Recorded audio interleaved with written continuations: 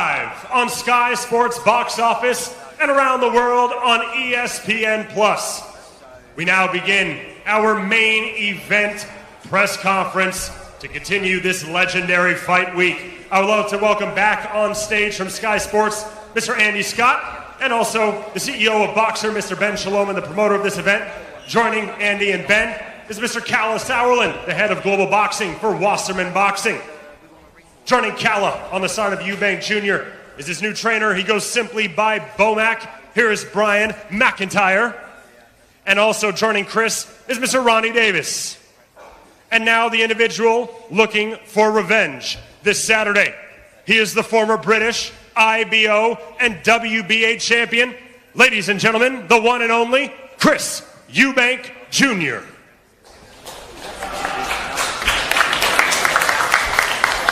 And now, on the side, looking to repeat. He was victorious on January 21st, and now he is looking to do it again. Ladies and gentlemen, joined by his trainer, Joe McNally, from Liverpool. Here's the former British, Commonwealth, and WBO super welterweight champion of the world. You know him as Beefy. Here is Liam Smith. Ben, Calla, the bell is rung. Let's get it going. Big Mo, thanks very much. Those of you that were with us for the undercard press conference, thanks for staying with us. Those of you that are just joining us, welcome to Manchester. Now on Saturday night, everybody gets the chance to run it back. Liam Smith and Chris Eubank Jr. will once again battle it out over 12 rounds or less at the AO Arena, Manchester. Same venue, same opponents, but yet still so many unanswered questions. Liam Smith told us exactly what he was going to do, and he did it. Chris Eubank Jr. finds himself in a situation that he's never been in before, with arguably more pressure than he's ever felt before in his professional career. Will it be round 5 and everybody picks up where we left off, or is this a fresh start? But the big question, will it be repeat or will it be revenge? Go straight to the fighters, and I'll come to Chris Eubank Jr. first. Chris, welcome. I'm sure you've got plenty to say. Do you agree with that sentiment that this is the first time that you've had to come back from a stoppage defeat? This is the first time that you've been involved in a rematch. Is this the most pressure that you felt, or maybe not felt, but the most pressure that you've been under in your professional career? I would agree with that statement. I've said that throughout the whole camp, and it's the truth. It is a new pressure that I have never had to deal with before. But I'm enjoying it. I'm enjoying the focus it's giving me. I'm enjoying the hardship that I'm having to go through mentally and physically to be able to execute the game plan on the night. You know, it is a new pressure. It is a new risk I have now in front of me. I'm excited to go out there and see how I react when I have a man in front of me who has a win over me. Can I keep my emotions in check? Can I stick to what we've been practicing over the last 8 weeks? We're going to find out in a couple of days. May I ask you about the changes that you've made in camp, notably the man on your left shoulder, Bomac, Brian McIntyre, but also changes in your structure. I think anybody that's ever filmed with you has always been told don't come before 3 o'clock in the afternoon. To hear that you were out 8 a.m., to hear that you've got a nutritionist and numerous changes in camp, how have you adjusted to that? Presumably a little bit of a shock to the system? Absolutely, but it's something that I relish. I relish a new challenge. I relish the chance to try different things. I was never a morning guy. I was always waking up in the afternoon, training in the afternoons and the evenings. Now I'm a morning guy. That's how Bomac and his team prepare, and I've been following their lead. Yes, I have a nutritionist now for the first time in my camp. I actually came in underweight for the last fight. We don't want to be doing that again. Just little things, small adjustments. When you come off of a loss, you can't keep everything the same. You have to make changes. You have to see where you slipped up, and you have to try and improve those areas where you were weakest. And that's what we've done. I think everybody's been glued to the brilliant build-up shoulder programming that's been out on Sky Sports. The gloves are off, behind the ropes, both episodes, off limits, all available to consume on our YouTube channel. In those, on more than one occasion, you described it as a miracle, what happened in the first fight, and you still maintain that you are the better fighter. Absolutely. What happened in the last fight was not supposed to happen. It was never. It was, even to Liam, he may not admit it, but he was not expecting the fight to finish how it finished. Nobody was.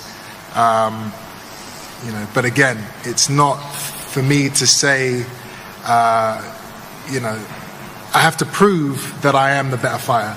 Me saying it, me believing it is not enough. And again, if he pulls it off again, if he does what he did in the first fight, in this fight, I can't argue with anybody. I can't argue with him. I can't argue with the boxing public. He will be the better fighter, and that'll be it. But as of right now, I know I'm the better fighter, and I'm going to go out there and prove it on Saturday night. Liam, I'll come straight to you. He said it was not supposed to happen, and you heard him just say it there, whether or not you would admit it or not, that he thinks it was a miracle. Which one was the miracle? That's the question. Which one's the miracle, Chris? What shot was the miracle? What shot was the miracle? The miracle was you walking away with a win over me. What shot was the miracle? Just answer the question. We're all listening, we're all talking. What shot was the miracle? I'll answer whatever questions I feel like answering. You shouldn't have won the fight. You answer whatever questions and I'm suits going you. to rectify that in a few days' time. You answer what question suits you. Let me ask you, Liam, you heard what Chris had to say there about the changes, but a quote that I picked out that you said the biggest difference between you and your opponent is that you're still able to retain information, still learn, still listen, that you believe that regardless of who's telling him, be it Roy Jones or on this occasion Brian Bomac McIntyre, that it doesn't stick. Yeah, 100%, and Brian and the rest of the team over there will be prepared for the backlash again, because he'll blame you once he loses this time round. He's just gone round the houses, everybody, nutrition, you come in with light, you blame everyone else bar Chris. Eubank got it wrong. You made too many mistakes. You made the mistakes. Roy didn't make the mistakes. Bomac's not going to make the mistake this time. You make the mistakes. Just take it on the chin yourself. You lost the fight because you got nailed. And the miracle was just how easy it was. I said, I touched you. The fight never even got going. I touched you, and what did you say, Chris? You've never been hit. I hit you. You've never been dropped. I dropped you. And you've never done that chicken dance. I made you do that as well. I've never said I've never been hurt. You did. They were your words. Chicken dance was your word. You can't not be hurt in the sport of boxing. I've been doing this my whole life. Chris, it got played over the episodes, mate. It was your voice, not mine. It got played over the episodes. You've never been down. You've never been hit. I have never been down. But of course You haven't now, and I done it to you. Of course I've been hurt. This is the boxing. And you've never done the chicken dance, and you've done that last time out too. You get hurt. But the fact of the matter is, it's actually all irrelevant. What was said, what was done, it's not going to change anything now. You say this when you've got nothing to say, Chris, but we're here, we're at a press conference, I've got a bunch of public and a bunch of media are asking these questions. I can talk all day, my friend. That's very well documented. But again, what was said, what was done previously, I'm not even focused on. I don't care. All I care about is the preparation I've had, which has been excellent, and the performance I am going to have on Saturday night, which is going to be exquisite, supernatural. It's going to be a beautiful artistic display of savage boxing, and I cannot wait. Said the exact same thing to you last.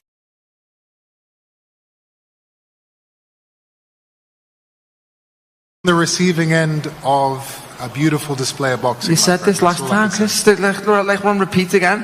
Yeah. It's like we're here, the same old stuff. You said all this last time. and then you make the excuses. Are you enjoying the fact that you get to say to everybody, notably Chris? I don't need to say it. It said it for itself. You know, Andy, you've done all the work. Whoever done the promos put out what I needed to say. You know, everything. The voiceovers. I've never done the chicken dance while Chris is doing the chicken dance. You know, I've never been dropped as he gets dropped. It was Chris's voiceover. It was Chris. The words come from Chris's mouth, not mine. I was not saying he's never been hurt or he's never been dropped. It was Chris's voiceover on the programme. So, you know, whoever put that together, great, because I don't need to say much about that spoke for itself. But the fact that you get to tell everybody I told you so, how does that feel? That was the great point of winning the way I won, because it was all week. It was like Chris couldn't be hurt, and I was like, never say never. And that's basically like I told you. I told every one of you, don't ever think anybody can't be here because they've got a good chin. I still do think he has got a good chin, but he got it looking at the floor, and he went. And again, the same will happen to him again. If he makes the same mistakes, I'll punish him for them, and he knows that. Before we go to the trainers, Chris, you've mentioned, you know, you like it when it gets to a dog fight, and I know Bomac is very much a great motivator in instilling the dog in his fighters. It was a boxing match at times in the first fight. Do you believe that there will be a point in this fight where we will get that chaos breakout in centre ring? It's very likely. It's very likely that at some point the leather starts flying on both sides. But we have a game plan. You know, we have a strategy. I'm not going to give it away. I'm not going to say how I'm going to approach the fight. But I'm comfortable. I'm confident in what we are going to do to combat Liam Smith. Bomac, I'm going to come to you. Welcome. There's a lot of changes in the team, and you probably are the biggest one yourself, and Coach Red and Isao, Diguez, the team that you've got out there, straight off the back of one of the great wins in our era of Terence Crawford over Errol Spence. So congratulations for that, and to the whole team. But specifically on this fight, what have you tried to instill in Chris Eubank Jr. in what is, relative speaking, a short amount of time? Well, all the things that, you know, a trainer wants to bring to a fighter to get him to that next level, I will say Chris already got it in him. So it just takes me and my team to touch a few points, just to remind him of things that he already knows. It's real simple. A lot of people have criticised Chris in the past and said he just doesn't listen. It doesn't matter who's training him, he doesn't listen. From your experience out there in Vegas, you had a good student there that was willing to listen? I always tell everybody when they ask me that question is, Chris is a sponge. He soaks it up. He go out there and execute. Again, he already knows what he needs to do. He just needs somebody in his corner, a good team around him, just reminding him of the small, simple things. You two are veterans, you know, throwaway question, you're not going to answer it, but if you could tell us one thing that you guys can do different from the first fight, what would it be? Just correct our mistakes. You're confident that you've got the winner sitting next to you there? Hey, it's still that from the day one that we started talking. Let's correct our mistakes. Just one along, Ronnie Davies. Ronnie, great to have you here. There's a lot of changes, but there is a constant here in yourself. What have you been talking to Chris about in terms of the wisdom that you've had over your years that you can impart on him now that he's facing this first time that he's coming back from a defeat like this? I'll just say the odd things to him. He knows where he went wrong. He's got a really good team around him. I'm really pleased for him. I'll follow him on YouTube, his career, his fighters. So he's with the right people, and I'm pleased for that. Whatever he wants, whatever's best for him, I'm there. I've always been there for him from the day he was born, right through. I've been with him right through his career. I'm proud that I'm still with him, and I feel privileged I'm in the corner of these boys. And that's it. That's all I can say, really. And he will beat Smith. No disrespect, Liam. I think he's a great fighter, Liam Smith, and not to be underestimated one bit. That's all I've got to say, really. Have you two had the conversation, Bomac, Chris, about the towel incident? It was very clear from the first press conference announcing the rematch that he wouldn't be inviting Roy Jones Jr. to bring a towel. Have you had that conversation with Bomac? It wasn't a conversation. I just told him. it was a one-way conversation. I just told him, listen, keep those towels out of the corner. And Bomac said, yeah, listen, if we got to go out on our shield, we're going to go out on our shield. That's how we play it. We're not going to do any of that,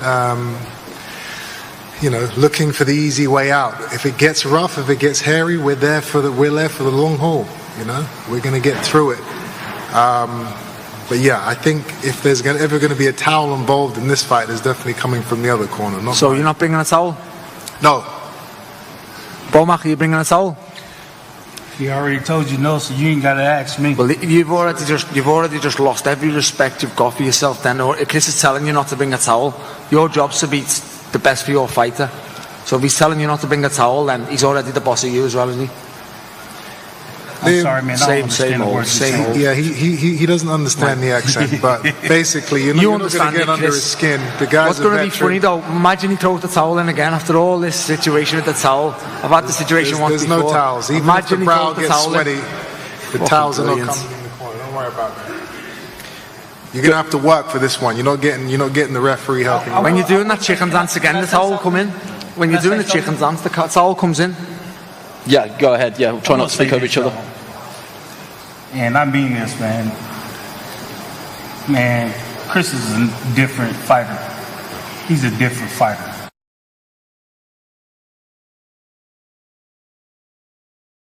Everybody say talk all this.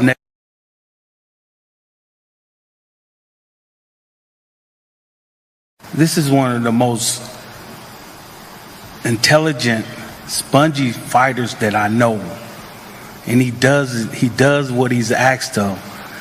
And so it's baffled me to sit here in front of this crowd.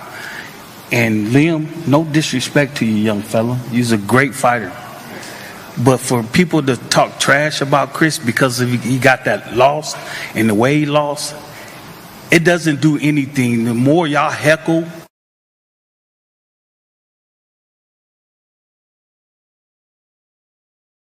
Bomac, I respect you too, by the way, what you've done with Terence. I mean, all the trash talking, that's good and it's fine for the TV.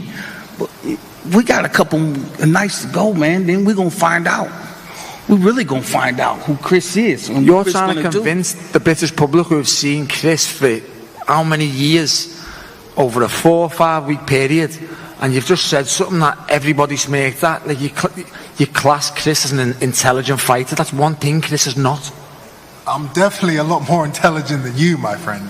Chris. Let's not talk about intelligence. Results speak for themselves, so I'll be quiet. I'm talking to Brian in a minute. But you're trying to convince people that you're intelligent. I'm not trying to convince anybody of anything. You've been on one thing that's never come with you. You've been fit, you've been durable, you've been whatever it may be, an engine. You've never been classed as intelligent in your whole career. Bomac's been with you 5 weeks and he's trying to convince us you're intelligent. You have one form of fighting. I have many. So if we're going to talk about intelligence, you're not. There's no competition.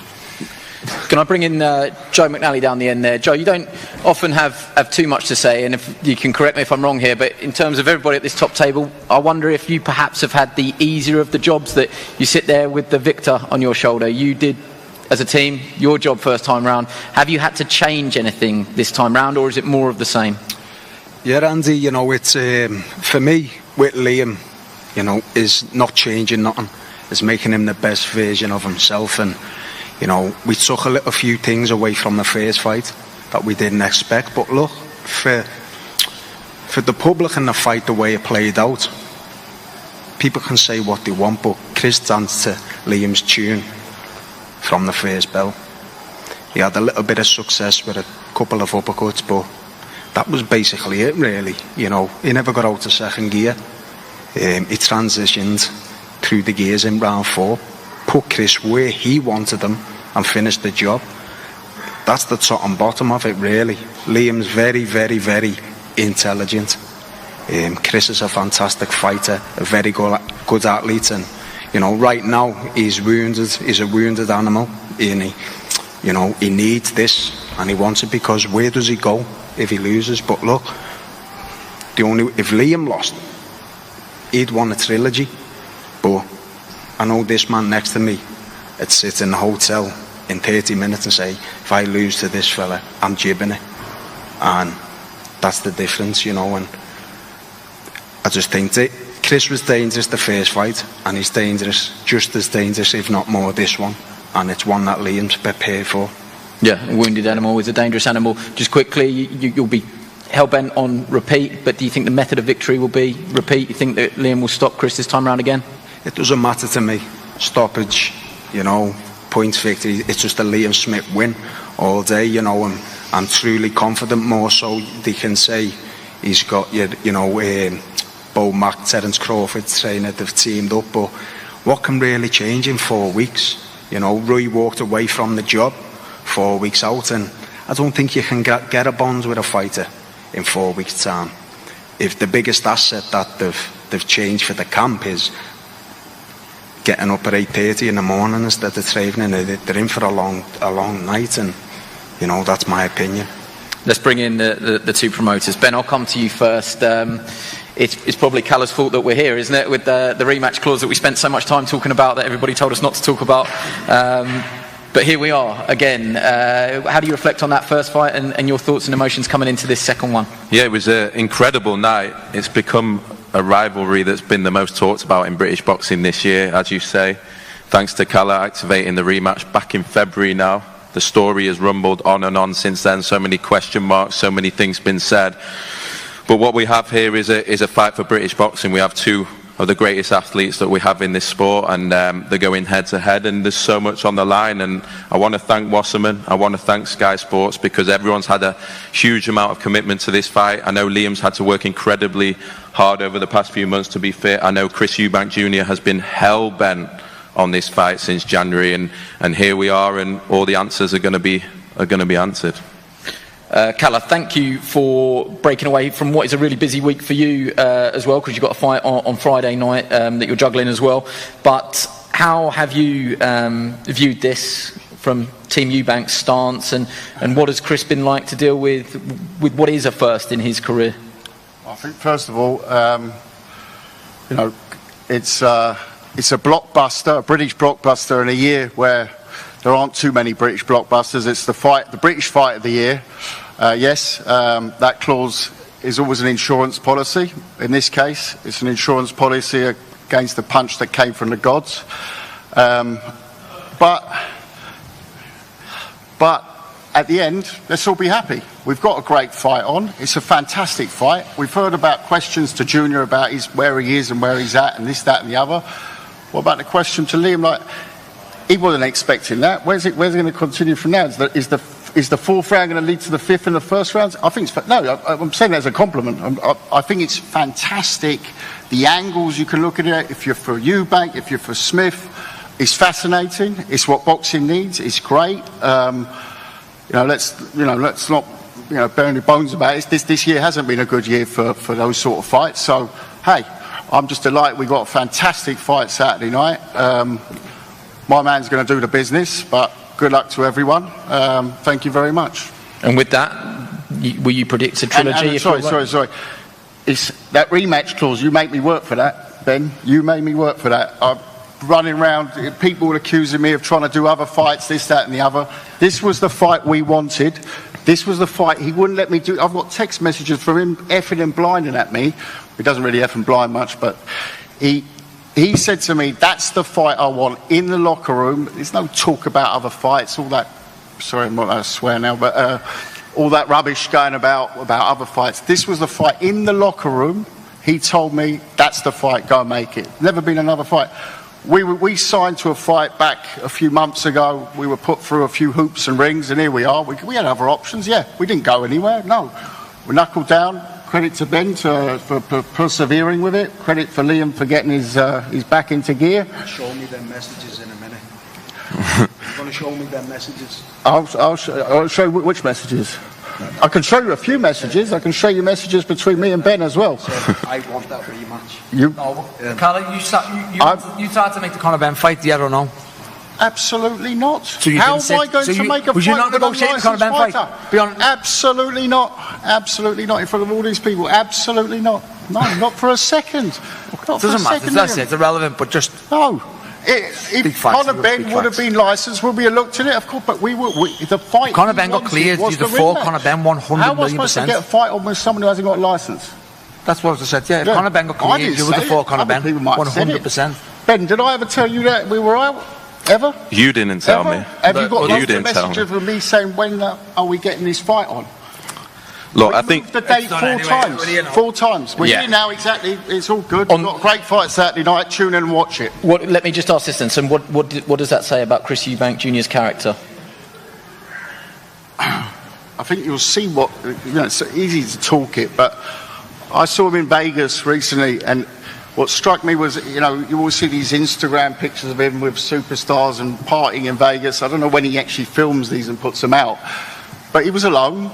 He seemed not in a lonely place, but he was out in Vegas, and I said to him, he's 47 degrees. You all right in camp over here? He said, yeah, I like it. In and out the gyms there.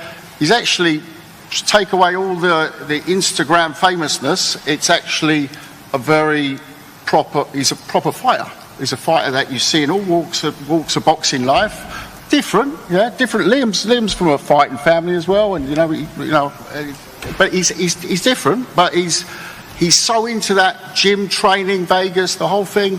It's so he took himself off. He had a camp the first time. I think was a mistake in Brighton, but at the same time, mistakes you only know afterwards. You learn from them. He's brought on Beaumont. It's the first time in a big fight he's going to have. Talk about people saying, he's brought in Beaumont. What's he going to do? 4 weeks' notice? What are you going to do? At his stage of his career, we're going to find a trainer and teach him boxing again. Come back in 3 years' time. No, Beaumont's there to give him that professional setup of a team going into a big fight, which he's never had before in his career. So Rui never give him that? He's never done that before. Rui never give him professionalism. So you give him Throughout his career, he's had senior, he's had So you're Roy. giving Roy but those are Jones people. Jr., the legends of You're the a boxer, sport, man. I don't need to tell you. There's a difference between a team and a person just coming chop over. pork and Cali. I'm not a trainer. I'm just saying he's always had. Rui those is the personas ultimate in the professional. corner. Which one? Roy Jones Jr. is the ultimate professional. And you're slandering him as a One of my coach. absolute favourites. He's a good friend. You're He's a great slandering trainer. Roy as a There's a coach. difference between a team and a trainer. Terrible. Terrible. Just my opinion. Opinions are, but ultimately, yeah, it's a win, isn't it? It's a win. As I said, we'll see Saturday night. Yeah, let's give the final word to both fighters. This is your opportunity. Anything that you haven't said that you want to say it now. Chris, anything that you want to add? The talking is done. The hard work is done. We're here. We're ready. We're on weight. I'm confident. I'm ready to go. And Liam, the final word to you. Repeat. Same again.